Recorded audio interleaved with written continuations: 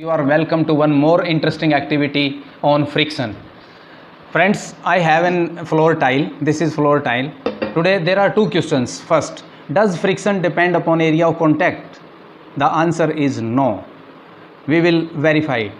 Does friction depend upon nature of surface? The answer is yes. For this I have different kind of materials, just like these are stones. This is cemented stone, this is marble stone. We have different kind of material, like this is rubber, this is one more rubber used in sole of the footwears.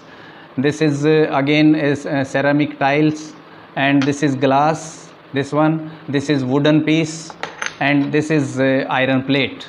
So let's see, does the friction depends upon area of contact. So for this, if I place this piece of ceramic, this cemented stone on this, and let's see what happens. It does not slip down. It means there is enough friction to prevent it sliding.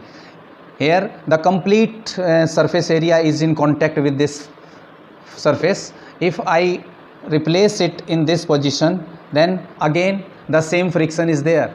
It's not moving. Let's see at what angle it can slide down. Suppose if I slightly move it up, then at a particular angle it starts sliding. For that we can find the coefficient of friction. I will explain it later on the board. Let's see at what angle does it happen. It is not sliding. Okay, yeah. Now this was the maximum limit at which the friction can prevent this sliding. If I replace it again, then again it is sliding. This angle can be measured using this. I have made scale on this ceramic tile, and the height we can measure from this, the perpendicular. This is height of this book. We can find the height of this book also. So in this way we can calculate. So let's see, let's compare which one has more friction out of this glass surface and this one wooden. Which one is having more friction? Let's place both them and see which one rolls down, which one moves down first. Okay, yeah, this. It means the glass force of friction between glass and this ceramic tile is less than the force of friction between wooden piece and the ceramic tile. Okay, let's compare it with rubber. I place the rubber, again I do the same activity. If again, it means the friction between wooden and ceramic tile is more greater than that of the rubber, and this, it starts sliding down. Let's compare this rubber and glass. What happens? Now again the friction between glass and this ceramic tile is greater than that of rubber. It means less friction in this rubber, after that glass, and then wooden. Let's compare one more. I take this rubber tube, let's compare. I slightly raise it up, which it means friction between this glass surface and ceramic tile is more. If I place another ceramic tile on this, what happens? Let's see. Here the friction between this one is less. So if I place it on the other side, it means this is rough surface. If I place the rough surface in contact with the ceramic tile, let's see what happens. Which one moves down first? Okay, here the glass slide down first. It means this rough surface is having more friction than that of this glass. If we compare all these, we can find the coefficient of friction of every one, at which angle any body slides down. Let's understand an inclined plane. This one, this is the inclined plane. We can find this angle by measuring the height, this height, which was the height of the book, and the length of this hypotenuse. We can measure this angle easily by sine theta. Sine theta, you know, h upon L. This is h upon L, and here cos theta and tan theta we can calculate. Tan theta will be, this is h upon, this side will be L square minus h square under the root. L square minus h square under the root. From here we can calculate this angle. Now if I place my block of any material, may be glass, may be wooden any block, it has some mass, so the weight of the block is acting downward, mg. So here this component of the weight, you can say mg sin theta, this component will be mg sin theta. This will be the applied force on the block which will bring it downward, and mg cos theta, this component of the weight will give the normal reaction. So here, so far as the mass of the body is constant and this angle is constant, so this n is also constant. You know, force of friction has an direction in which the opposite to the direction in which the body tends to move. The body tends to move downward, then force of friction will be in backward direction. So this force of friction, you know, directly proportional to this normal reaction.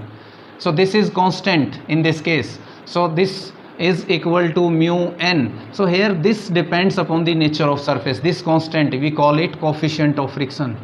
This is coefficient of friction.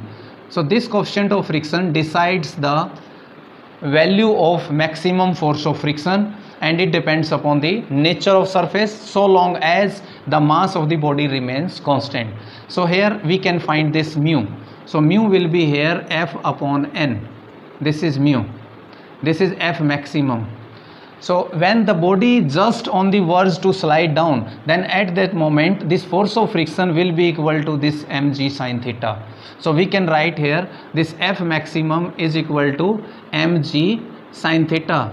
So F maximum we have just calculated, this is mu into n, that is equal to mg sin theta, and you know this normal reaction will be equal to this mg cos theta, another component, that is mg cos theta. So from here we can find the value of mu. We cancel out this mg, so here mu will be equal to here sin theta upon cos theta, and that will be equal to tan theta.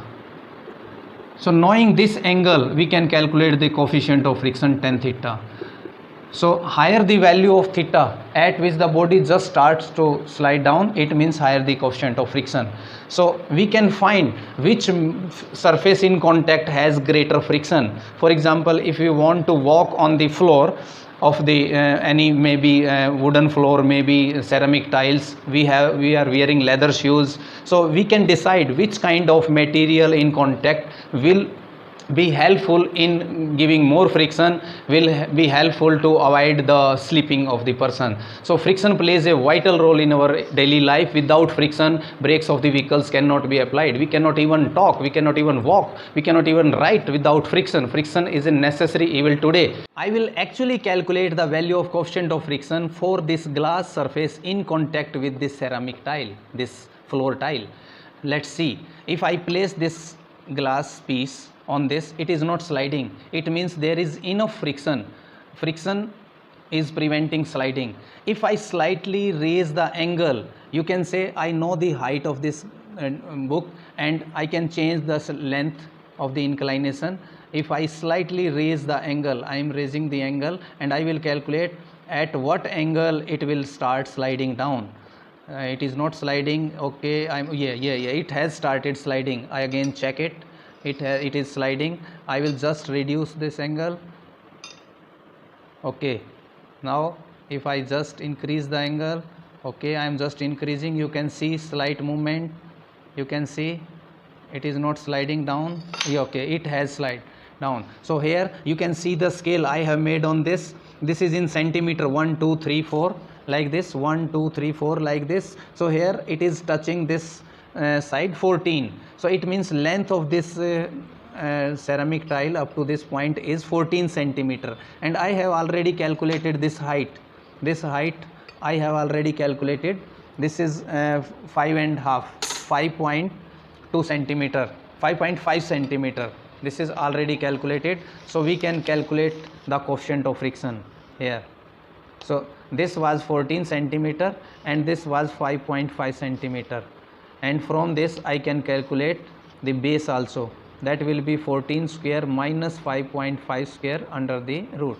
So here tan theta will be equal to 5.5 divided by 14 square minus 5.5 square under the root, and if I will calculate it, it will be approximately, I am just calculating, I have calculated this comes out to be 12.87. If I divide 5.5 by 12.87, it comes out to be 0.427. So coefficient of friction for this glass surface in contact with ceramic tile is 0.427. This is coefficient of friction.